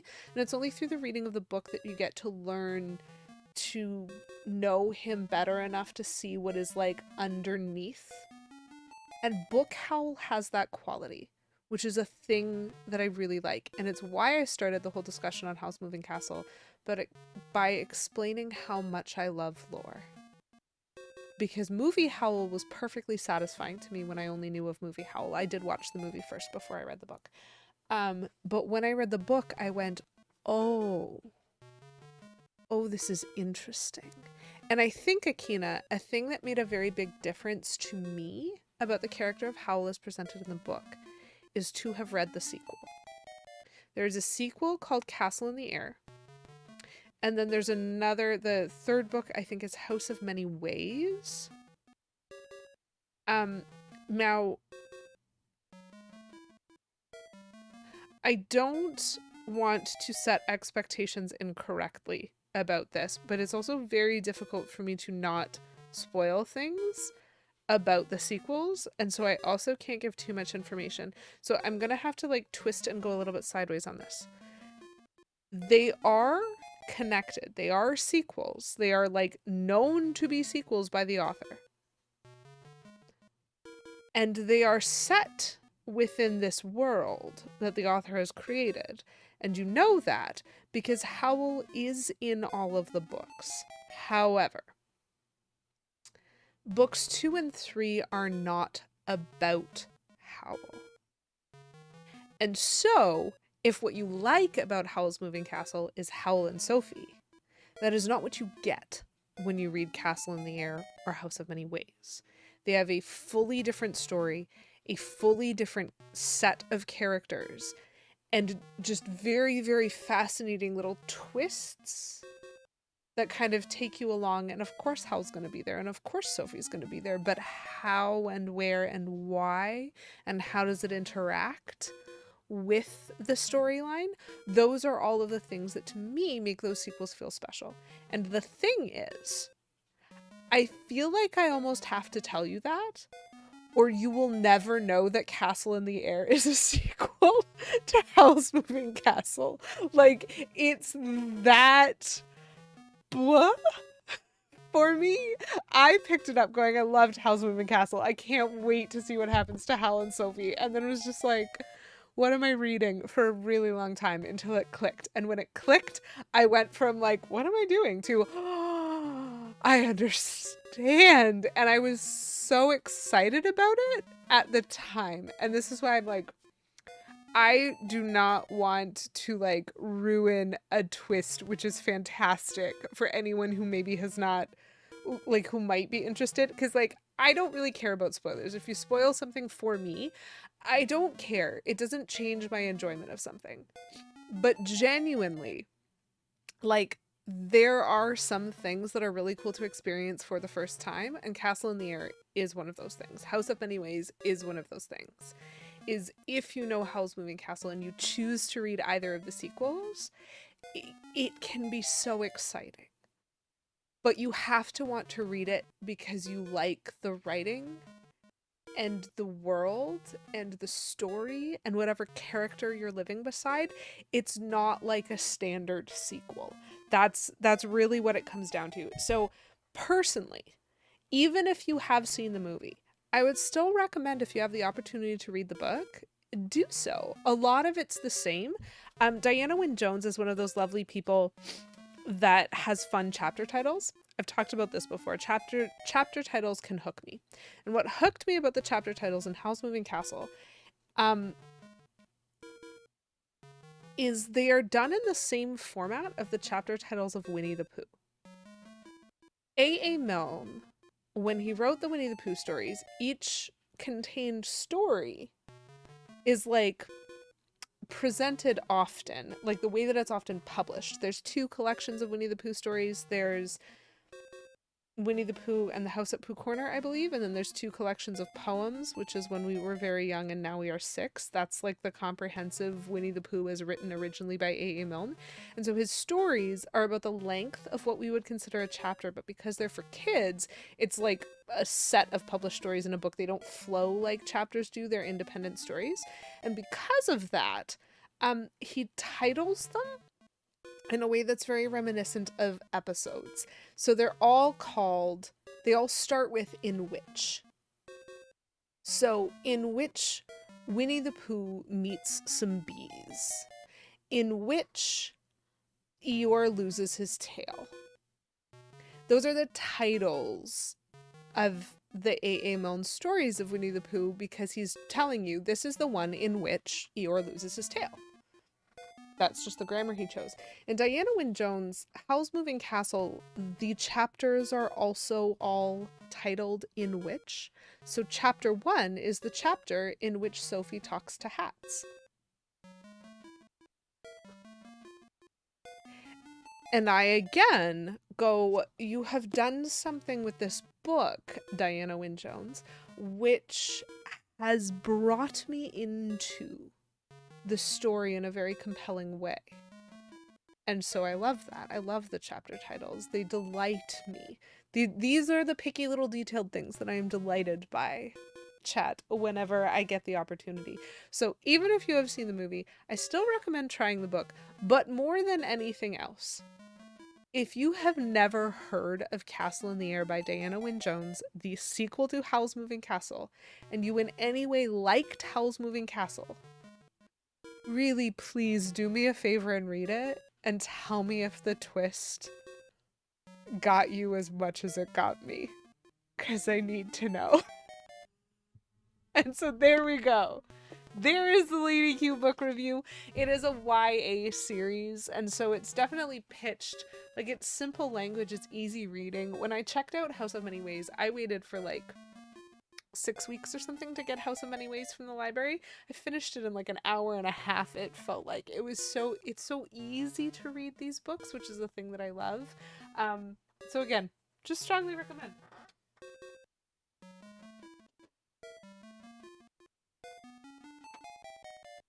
And now I've put it back. So there we go. Okay, can we figure out what we need to do? Woo! I had like some vertigo there for a minute because both of the platforms were moving. Woo-wee! There's a down and an up. Thank you for redeeming it, Poisoned Earth Frog. I actually genuinely enjoyed giving that review.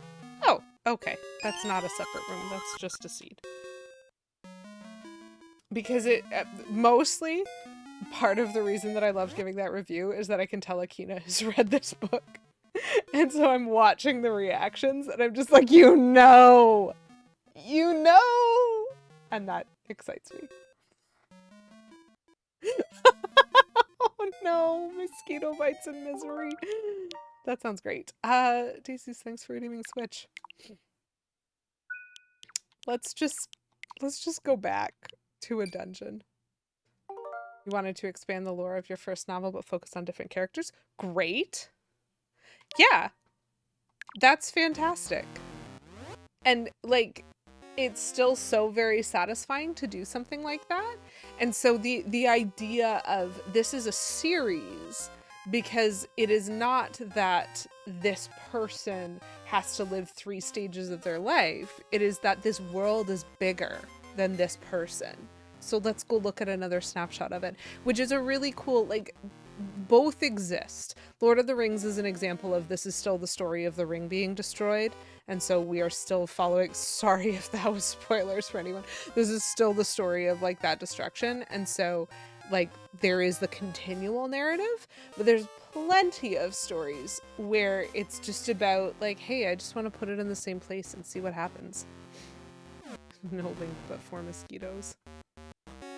Okay, so I'm gonna loop back around to here, and now it will let me go up and chat. We have found a new location. Oh boy, I hope I remember what I'm doing the next time I come back here. Okay. We got 2, 3. We got several of these guys. I want to destroy them because it is very difficult to get anything done when I hope not. But this is the point. Technically, if someone hasn't experienced the story and I say something that gives it away, technically that's a spoiler. Do I think that's fair? Not really. I really do think there should be a timeline on this. If you haven't experienced it by now, I should just get to say whatever I want. But technically, by that logic, Howl's Moving Castle was published in the early 2000s at some point. Sorry, I'm going to get an exact publication date for that.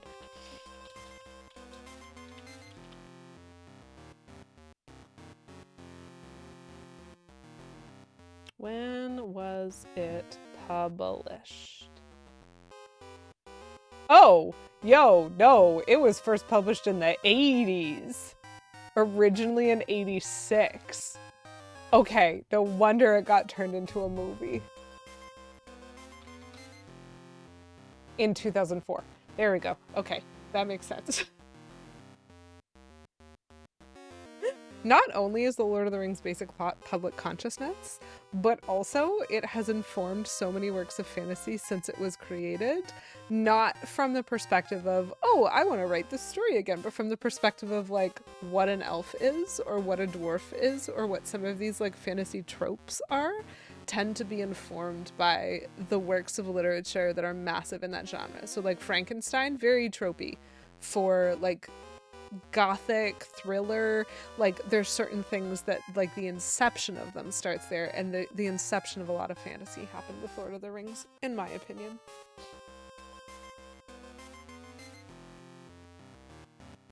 Then what are we waiting for? And smashing the ring and Sauron dies and everything.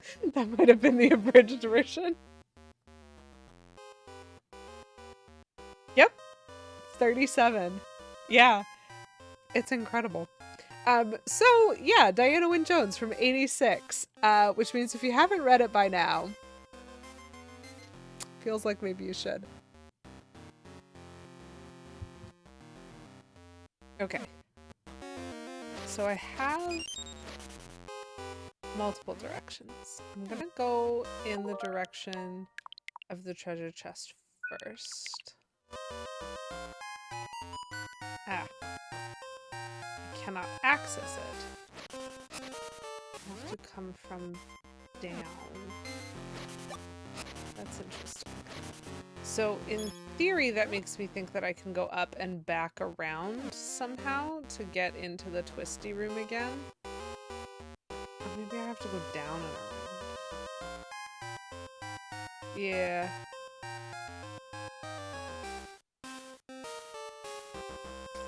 Okay, so if there's a way to loop back around via the treasure chest to my left and get back to this, then what I need to do is ride this, do that like multi-room loop to get back to here and ride it again.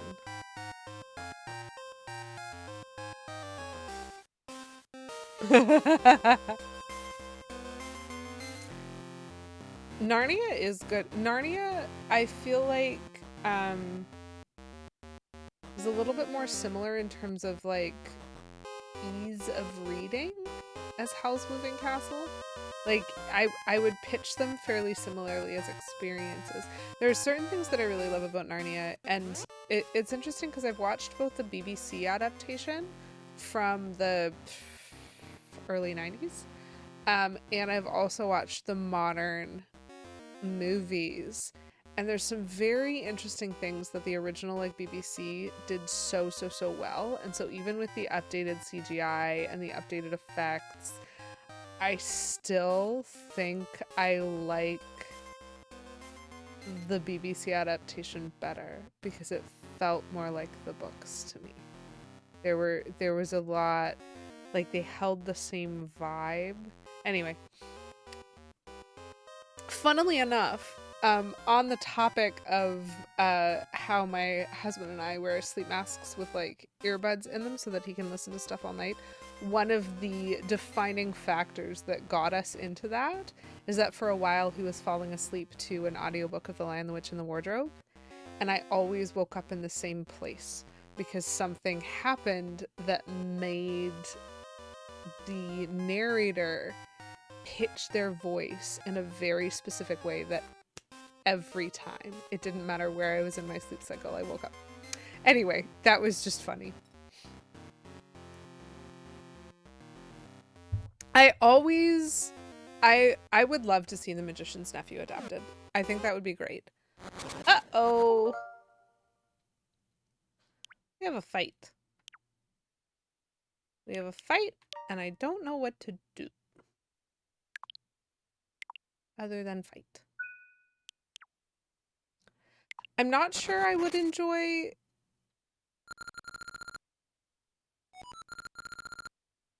Okay, so do I have to dig him up? Because that is what would make sense to me. I don't know that I would enjoy an adaptation of The Last Battle, but I think I would really enjoy an adaptation of The Magician's Nephew. I'm just really sorry that... Is her name Barbara Kellerman? That she probably wouldn't be available anymore to play Jadis. Yes. Barbara Kellerman. She's so good. So good. Okay. I'm just shamelessly getting answers from the internet now. Of course they did. Okay, so my guess is...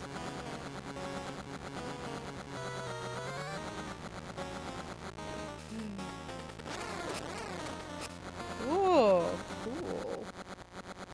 I just kind of... Doesn't seem like he's digging this.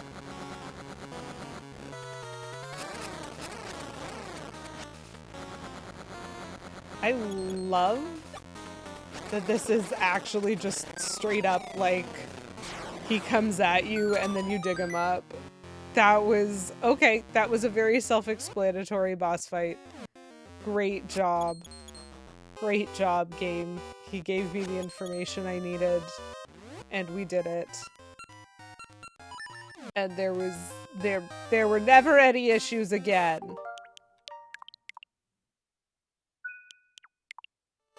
Just how I like them. Okay. This is the other. Hmm.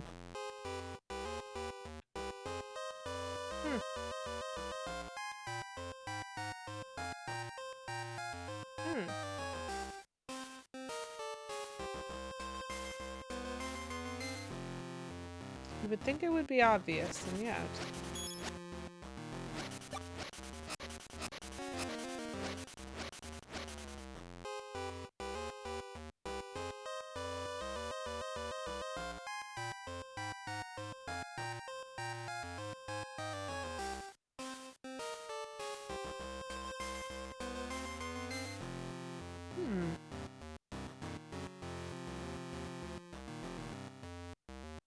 I do not know what I am supposed to do there. Ugh, rude. I don't know what I'm supposed to do here either. I can't loop around, though. That's unfortunate.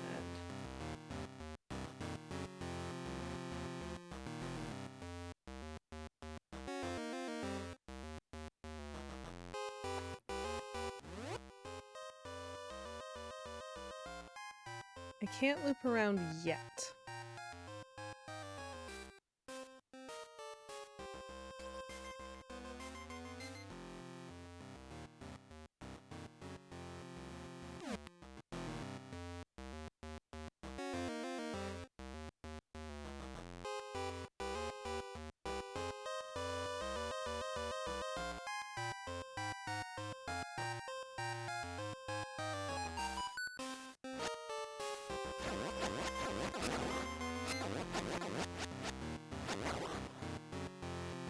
does not kill the enemies.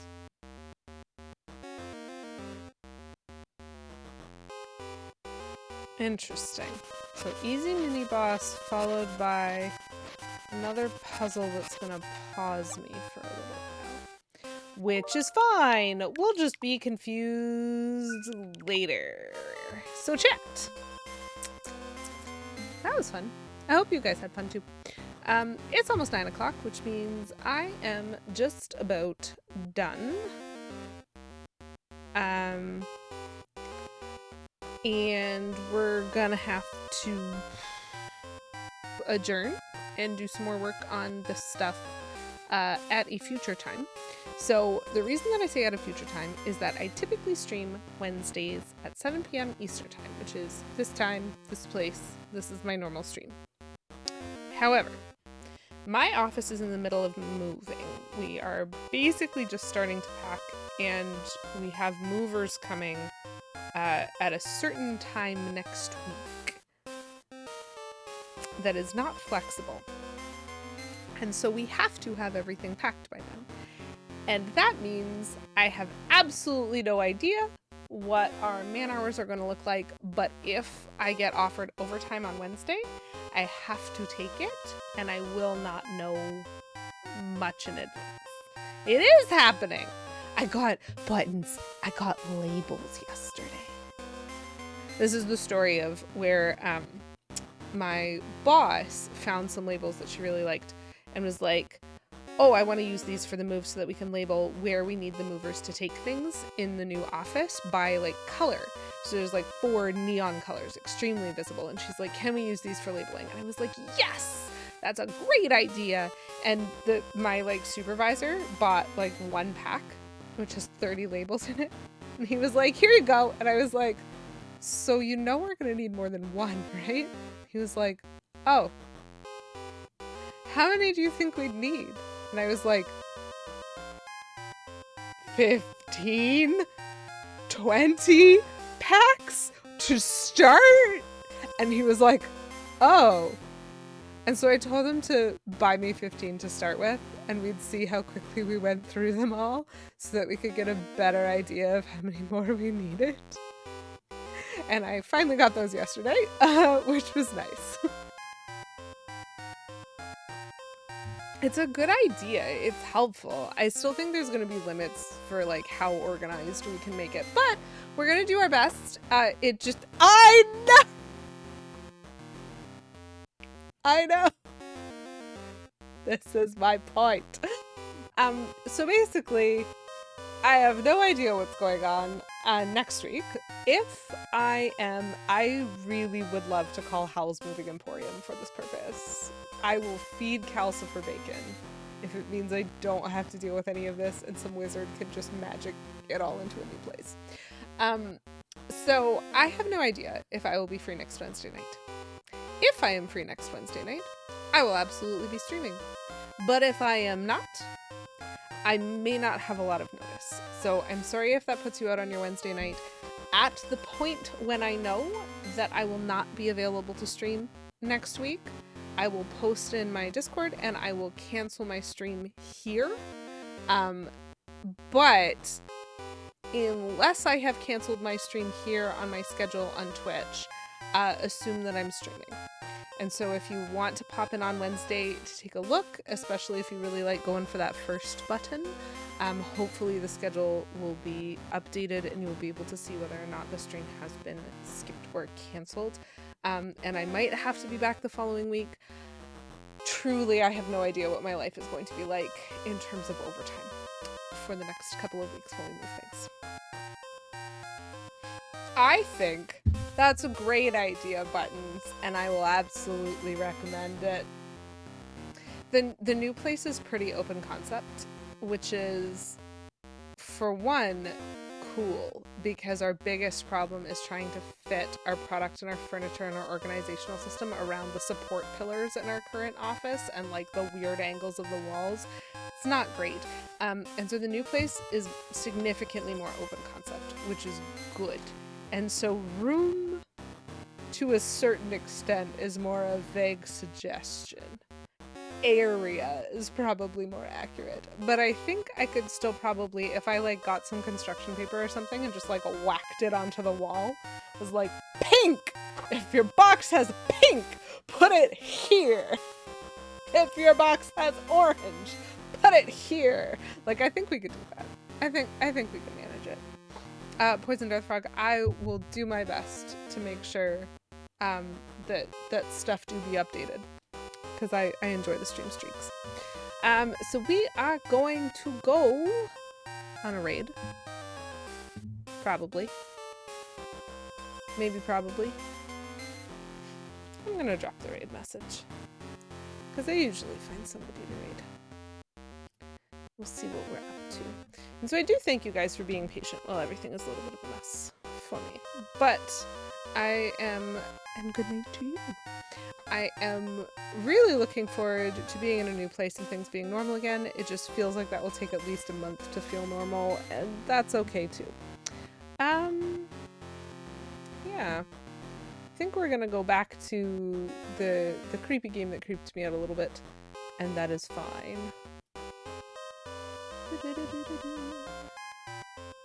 This is fun music.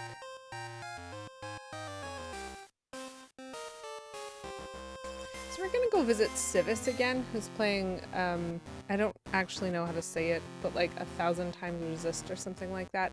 It's creepy. I don't know what that means. I'm getting a new message about like collaboration, and I don't know if that relates to raids or not. So we're gonna learn some things, chat. It's gonna be fine. I'm sure we'll be okay. I had a lovely time tonight. I hope you guys enjoyed it. I hope you giggled a lot at my confusion, because it was very funny to me. I was just like in the wrong place all the time. But we managed to make some progress, at least in the Moonlit Grotto, and so we'll make do with that. Hopefully I will see you guys next week, but if I don't be surprised. I'll do my best, and I'll try to be back as soon as I can. Just keep an eye on the schedule, and we'll do our best to communicate. I loved having y'all. I hope you had a good time. I hope you have a wonderful rest of your Wednesday, a wonderful rest of your week, a wonderful weekend, and I will see you next time. As always, keep it cute.